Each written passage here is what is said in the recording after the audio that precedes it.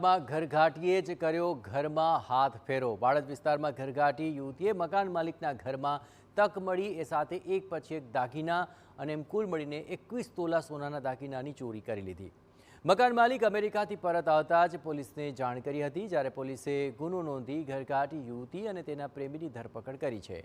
Police તપાસમાં સામે આવ્યું કે યુવતીએ પોતાના પ્રેમીના કહેવાથી માલિકના ઘરમાં ચોરી કરી હતી। ચોરી બાદ રૂપિયા લઈને ભાગી જવાનો યુવક યુવતીનો પ્લાન હતો।